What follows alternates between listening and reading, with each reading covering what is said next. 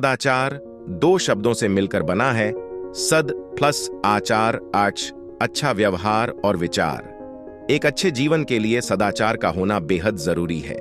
आज के माहौल को देख के लगता है कि सदाचार की भावना लोगों में लुप्त होती जा रही है। सदाचार ही आपके जीवन में बदलाव ला सकता है। आज हम आपको एक कहानी सुनाने जा रहे हैं जिससे आपको सदाचार के महत्व के बारे में पता चलेगा। काफी पुराने समय की बात है। जंगल में घना पेड़ हुआ करता था। उस पेड़ के नीचे के छोटी सी झोपड़ी थी। उस झोपड़ी में एक साधु महात्मा रहते थे। वह महात्मा रोजाना संध्या के समय प्रवचन देते थे और लोगों को सदाचार की बातें बताया करते थे। रोजाना सैकड़ों लोग उनके सत्संग और विचार सुनने आया करते थे। एक दिन महात्मा जी लोगों को सदाचार के बारे में बता रहे थे। सत्संग खत्म होने पर महात्मा जी विश्राम करने अपनी कुटिया में जा ही रहे थे कि तभी एक व्यक्ति उनके पास आया। वो व्यक्ति बड़ा परेशान सा नजर आ रहा था।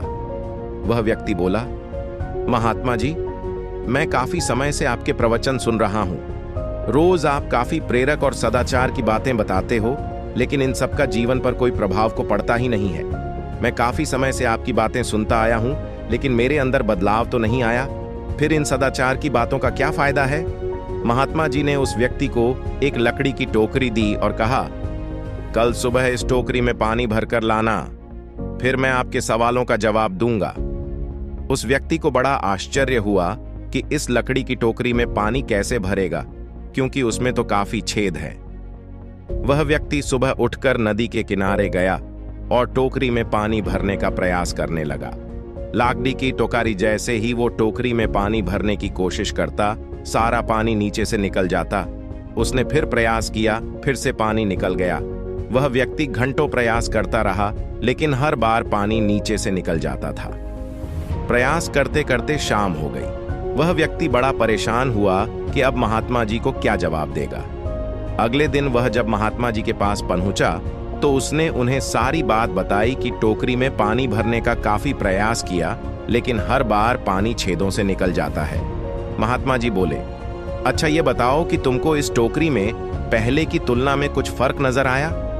वह व्यक्ति बोला, हाँ, ये टोकरी पहले गंदी थी, इस पे काफी धूल जमा थी, लेकिन अब यह एकदम साफ नजर आती है।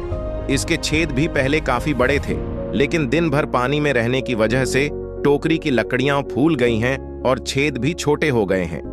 महात्मा जी मुस्कुरा के बोले, बेटा, ये टोकरी तुम्हारे जीवन की तरह है और पानी सदाचार की तरह है।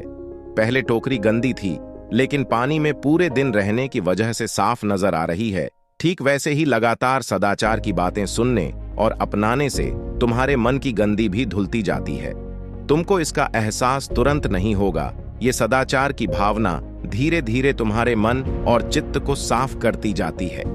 जैसे पानी में रहने की वजह से इस टोकरी की लकड़ियां फूल गईं और कुछ समय बाद ये लकड़ियां इतनी फूल जाएंगी कि छेद पूरी तरह बंद हो जाएंगे और इसमें आसानी से पानी भर सकेगा। उसी तरह लगातार अच्छे व्यवहार और सदाचार से तुम्हारे मन और हृदय में भी अच्छी बातें आसानी से भर सकेंगी। तब तुम्हें सदाचार की महिमा का एहसास होगा। अच्छे कर्म करो, थोड़ा समय गुजरने दो, फिर तुम खुद अपने आप में परिवर्तन महसूस करोगे। पानी रूपी ज्ञान तुम्हारे अंदर भरने लगेगा। यह सुनकर वह व्यक्ति महात्मा जी के चरणों में गिर पड़ा। मित्रों, ये होता है सदाचार का महत्व। आपका आज का प्रयास आपके कल की सफलता की नींव रखता है। सदाचार की बातें सीखिए, अपने से छोटे या बड़े लोगों को भी सिखाइए। फिर एक दिन आप भी अपने जीवन में परिवर्तन महसूस जरूर करेंगे।